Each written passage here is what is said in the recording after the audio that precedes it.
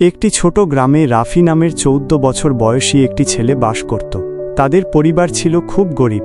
তার বাবা কাজ হারিয়েছিলেন আর তার মা অন্যের বাড়িতে কাজ করে সংসার চালাতেন। রাফির মনে একটি ভয় সবসময় থাকত, আজ কি দুপুরের খাবারে ভাত হবে। একদিন সকালে রাফি স্কুলে যাওয়ার জন্য বের হচ্ছিল, তখন তার মা তাকে ডেকে বললেন, বাবা, বাড়িতে আর কোনো টাকা নেই, এই শেষ 10 টাকাটা নিয়ে যাও আর ফেরার পথে লবণ এনো।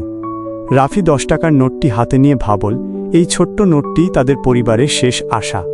স্কুল থেকে ফেরার পথে রাফি রাস্তার ধারে এক বৃদ্ধাকে কাঁদতে দেখল। তিনি দেখতে খুব দুর্বল ছিলেন আর তার হাতে ছিল একটি খালি পাত্র। রাফি জিজ্ঞেস করল, দাদি, আপনি কাঁদছেন কেন? বৃদ্ধা উত্তর দিলেন, বাবা, আমি 3 দিন ধরে কিছু খাইনি, তুমি কি আমাকে একটু সাহায্য করবে? রাফি জমে গেল। তার কাছে মাত্র 10 টাকা আছে, যা দিয়ে তাকে লবণ কিনতে হবে। কিন্তু যখন সে বৃদ্ধার চোখের দিকে তাকাল, তার মন নরম হয়ে গেল। তার ভেতরে দুটি কণ্ঠস্বর কথা বলল। একটি বলল, টাকা দিও না, বাড়িতে ঝামেলা হবে।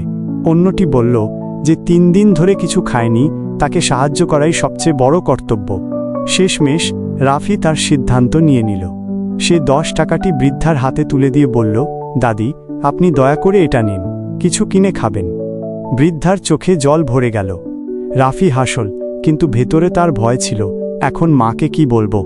যখন রাফি বাড়ি ফিরল, বাড়িতে ঢোকার সাথে সাথেই তার মা তার দিকে ছুটে এসে বললেন, বাবা, আজ তোর কাকা শহর থেকে এসেছেন।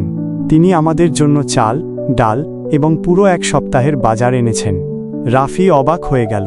কিছুক্ষণ আগেও তার সম্বল ছিল মাত্র 10 টাকা, আর এখন তাদের বাড়ি পুরো 1 সপ্তাহের খাবারে ভরে গেছে।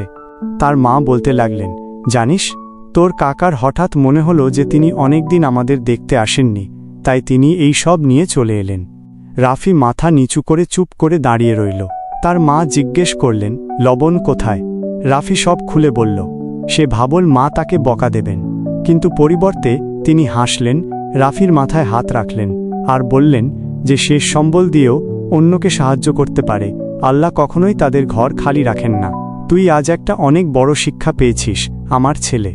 শেষ বার্তা, যখন তুমি তোমার কঠিনতম সময়েও কাউকে সাহায্য করো, তখন আল্লাহ এমন উপায়ে তা তোমাকে ফিরিয়ে দেন যা তুমি কখনো কল্পনাও করতে পারো না।